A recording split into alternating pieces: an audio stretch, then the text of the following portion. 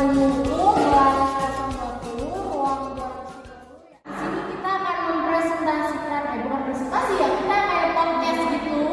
Jadi podcast kita sebagai tugas dari logika dan penalaran hukum, tugas kita untuk podcast dengan tema kegunaan mahasiswa di Fakultas Hukum.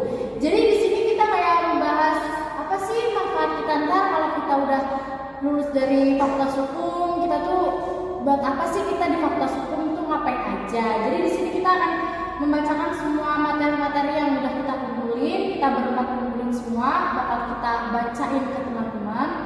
Ya guys? Iya betul. Udah tegang banget ya. Oke, di sini ya buat kalian semua nih teman-teman, kayak Fakultas Hukum tuh kita belajar apa aja sih? Sedari dulu jurusan hukum menjadi salah satu incaran bagi kita yang ingin melanjutkan pendidikan perguruan tinggi. Peminatnya pun dari tahun ke tahun terus bertambah. Terus apa aja sih diantaranya? Nah, jika Anda pernah melihat seorang pengacara yang mondar-mandir di televisi, pekerjaan tersebut merupakan segelintir dari profesi yang ditawarkan oleh jurusan hukum. Banyak anggapan dari masyarakat awam bahwa jurusan hukum pasti nanti jadi pengacara, advokat, ataupun notaris. Memang secara garis besar profesi hukum itulah yang sering berhubungan langsung dengan masyarakat. Hal inilah yang menimbulkan berbagai macam anggapan bahwa kuliah di jurusan hukum hanya seputar itu saja. Tentunya hal ini akan membuat Anda yang ingin mengambil kuliah hukum sedikit bimbang. Sebaiknya Anda kenali terlebih dahulu mengenai pilihan konsentrasi apa saja yang ada di jurusan hukum. Berikut beberapa konsentrasi jurusan hukum yang dapat Anda pelajari dan banyak peminatnya. Di sini kita akan bacakan dari apa aja sih kita belajar hukum di Fakultas Hukum tersebut. Baik Mas Faik, bisa dijelaskan dari yang pertama? Ya, salah satunya ada hukum perdata. Hukum perdata merupakan salah satu konsentrasi favorit mahasiswa hukum. Demikian karena pada konsentrasi hukum perdata mengatur hak-hak dan kepentingan individu yang penerapannya bisa di mana saja. Jika Anda ingin menjadi seorang notaris atau pihak legal, hal ini menjadi pilihan yang cocok. Melalui konsentrasi hukum perdata ini, Anda dapat belajar mengenai hukum yang mengikat perjanjian atau kontrak. Dalam konsentrasi ini, Anda akan menemukan beberapa mata kuliah seperti hukum keluarga dan waris, hukum perkawinan, hukum perselisihan, perbandingan hukum, perdataan, dan hukum adat dalam perkembangan. Nah, itu dari hukum perdata. Selanjutnya untuk hukum lingkungan dan tata ruang, gimana Mbak Risa? Hukum lingkungan dan tata ruang. Isu sengketa lahan dan tanah akan Anda temukan dalam konsentrasi hukum lingkungan dan tata ruang. Tidak hanya itu saja, di sini Anda dapat belajar mengenai pelestarian lingkungan karena konsentrasi ini meliputi sumber daya yang ada di dalamnya. Nah, di sini Anda dapat belajar melalui mata kuliah hukum dan tata ruang, hukum perizinan, hukum keuangan negara, kapitalitas sektor hukum lingkungan, dan hukum lingkungan internasional. Oke, selanjutnya ada hukum ekonomi. Sesuai dengan namanya, konsentrasi ini lebih merujuk kepada tingkah laku manusia dalam berdagang sehari-hari. Secara umum, hukum ekonomi lebih sering disebut sebagai hukum dagang. Di sini Anda tidak hanya belajar mengenai aspek legalnya saja, namun Anda juga dapat belajar menjadi seorang corporate lawyer. Beberapa mata kuliah yang Anda pelajari diantaranya hukum ekonomi, hukum perusahaan, hukum jaminan, hukum ekonomi internasional, hukum penanaman modal. Tadi di situ sudah disebutkan ada hukum internasional, dan di sini akan saya jelaskan hukum internasional yang lebih detail lagi, yaitu hukum internasional untuk konsentrasi hukum yang salah satu ini bisa dibilang cukup baru. Namun jangan salah bahwa konsentrasi hukum ini memiliki banyak peminat.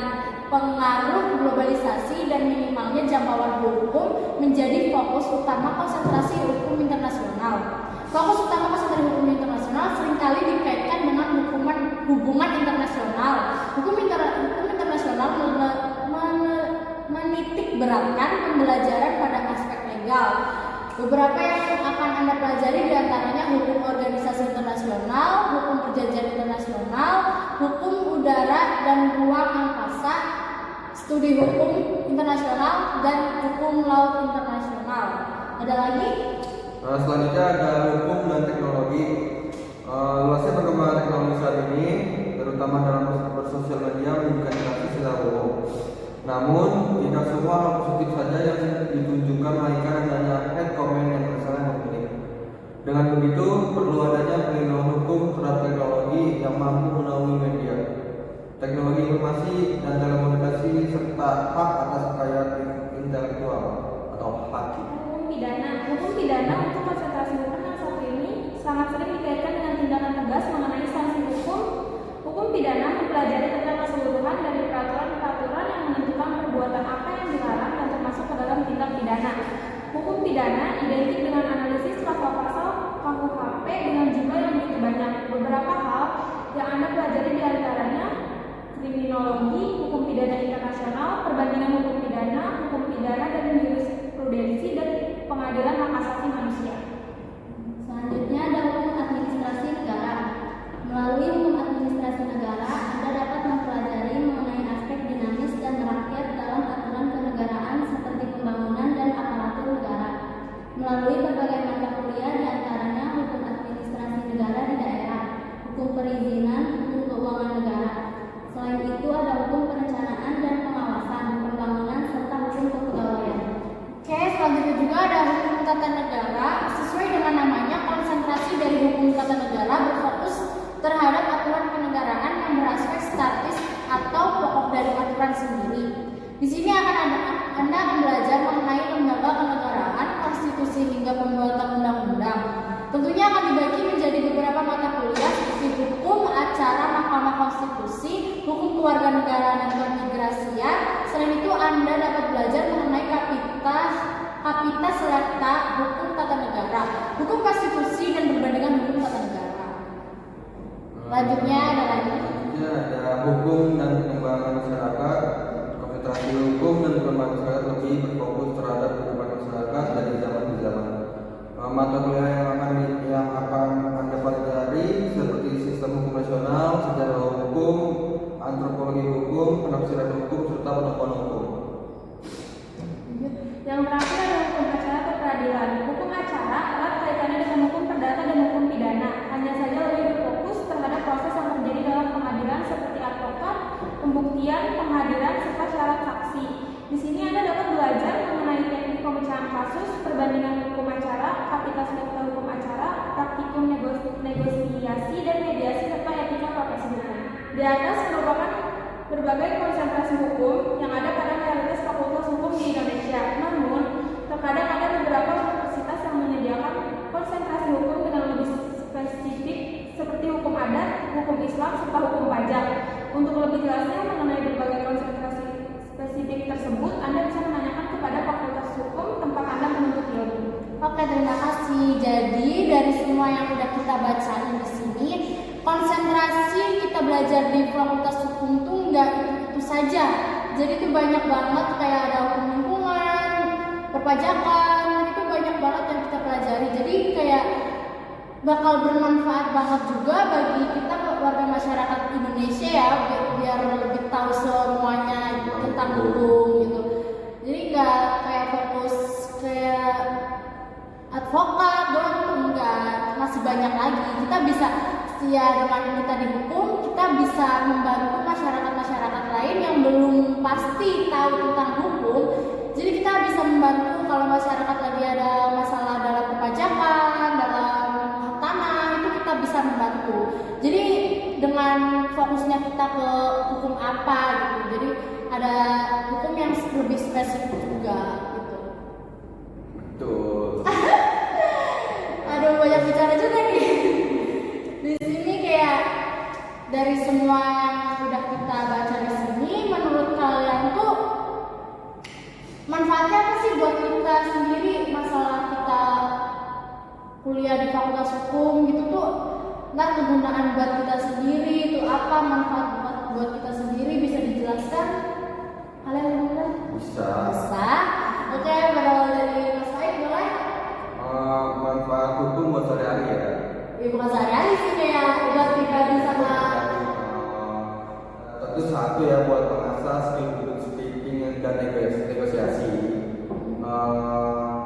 Kemampuan ini juga dapat karena banyak diskusi yang dilakukan dalam maupun di luar kelas. Umumnya mahasiswa selalu berpikiran terbuka, siap untuk saling berfeedback gitu. Jadi kemampuan public speaking dan skill negosiasi tak perlu dikhawatirkan. Iklim membaca prinsip hukum akan membantu untuk mengasah skill tersebut.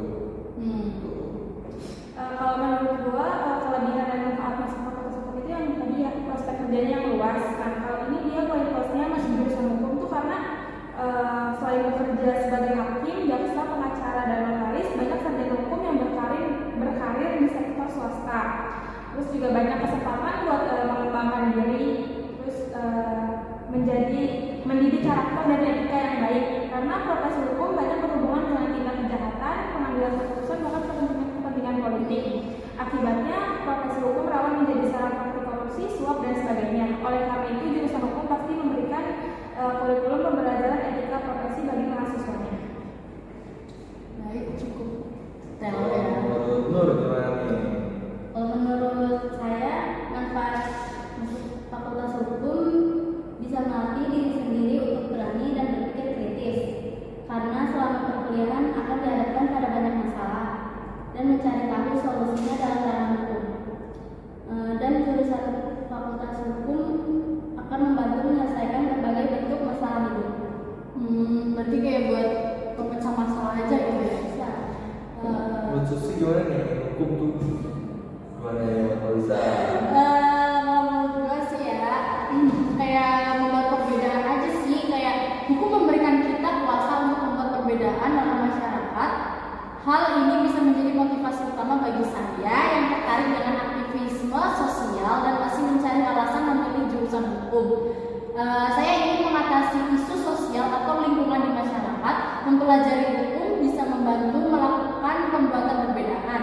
Jika saya mengikuti isu-isu seperti itu, ketidaksetaraan dan diskriminasi, maka gelar sarjana hukum akan membekali saya ilmu terkait hak asasi manusia dan bagaimana cara melindunginya. Lebih lanjut, hukum hadir dengan makna besar yang lahir dari membantu orang lain, berjuang melawan ketidakadilan, terus membela orang yang tidak bersalah. Ini adalah tanggung jawab besar dan perlu diingat bahwa pengacara manapun tidak akan bisa menangkap setiap kasus. Tidak bisa juga memenangkan setiap kasus, bahkan jika mereka benar, tapi mereka dapat tetap melakukan segala upaya untuk membuat masyarakat lebih baik.